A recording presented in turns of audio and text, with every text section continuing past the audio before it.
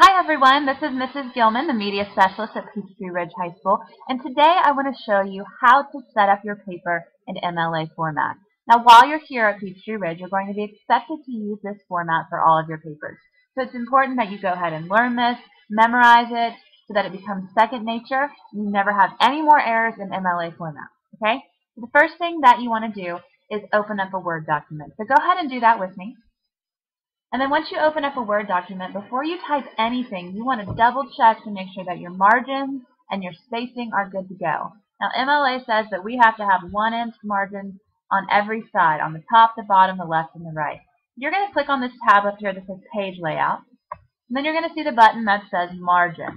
And if you click on Margins, you want to make sure that normal is selected, right? Because we want to be normal, right? And normal basically means 1 inch on every side. So you want to click that.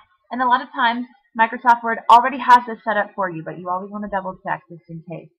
Then the next thing you want to do is check your spacing. So you see over here where it says Paragraph? Go ahead and click this cute little button right here. And then you will see line spacing right here. Everyone see that? And you want to make sure that it is set on double space. And then press OK. Alright, now we're ready to actually put stuff into this paper. So the first step that we're going to take is we are going to do what we call a header. Now a header is basically going to be your name, your teacher's name, the class, the date, kind of in a weird little formula. So the first thing you want to do is type in your name. Now please don't actually type in Y-O-U-R-N-A-M-E. Actually type in your actual name.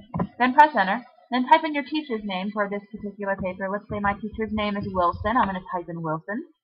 The next thing I want to type in is the name of my class. So let's say that I'm taking 11 CP Language Arts. So I type that in. I could even put the block if my teacher prefers. So go ahead and type in the name of your class. And then you press enter. And then you want to type in the date that your paper is due. And this is where it gets kind of weird. You're going to do this in a different order than what you're used to. Let's say that your paper is due on December 25th. Hopefully not, right? But you're going to type in the day first, 25, no TH, just a plain old 25. And then you type in the month. And then you type in the year. Notice there's no commas, and that is how you do a header, okay? Then you can press enter, and then you can go back to home, and you can press enter, and you want to type in a title. Now don't actually write the word title, come up with something creative.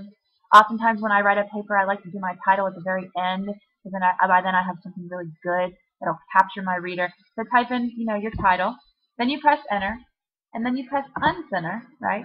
Fix that, and then you can press tab, and you are ready to start your awesome paper, right? Okay, there's one more thing that we're forgetting. Let's say that you walk into class, and you're so excited about turning in your paper, and your paper goes flying everywhere, and now your pages are all over the ground, and you don't know what order they go in. So that is why we need to number our pages, by creating what we call a header. So we're going to go ahead and do that, and we're going to click Insert. And then you see where it says page number right here. We're going to click page number. And then we want this to go at the top of the page. So we're going to click top of page.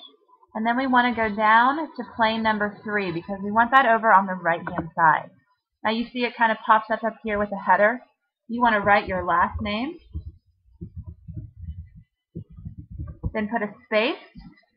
Then it's important to go ahead and close this out. Okay, and so this is going to number your pages. You'll see when you get down to the next page, it says 2. So it keeps your order for you.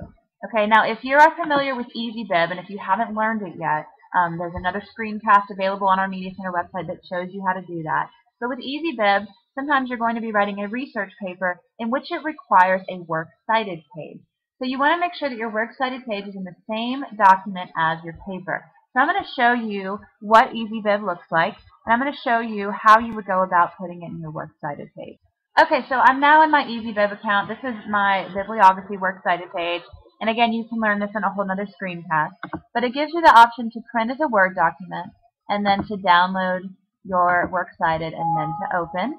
And so you'll go ahead and open it up, and you'll see that it's already formatted, and you could actually enter this down, and you can type your header, your heading, and all of that in here if you wanted. But since I already have mine, oops, what did I do there? Since I already have mine in another document, I'm just going to cut this out, and I'm going to go back to my Word document. Let me find it. And then I'm just going to paste it right in.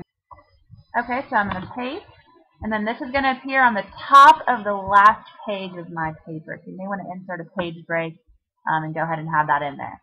So with my Works Cited page, I'm going to make sure that all of these sources are cited somewhere in my paper, meaning I take the author's last name and put it in parentheses after anything I used from that article. If there is no author, then I use the next thing listed. So that's what it means by a Works Cited page. These are actually cited in my paper. Okay, so that is the basics of MLA format. Pretty easy. Now I'm going to give you a trick to help you remember this header part of it. So pretend like I am your teacher, okay? So I'm your teacher talking to you, and I'm going to give you a little rhyme that's going to help you remember the order to put your header in, okay? So here it goes. You, me, we, date. Okay, I'm going to thank Dr. Cruz for this little trick, because she's the one who taught it to me. So think that I'm your teacher, you, your name, me, as your teacher. We together make up this class, right? And then the date the paper is due. So you, me, we, date. Now you will always remember the order that it goes in. You'll always remember MLA format, and your papers will be perfectly formatted from now on. All right, thank you very much for tuning in, and I will see you guys around the Media Center.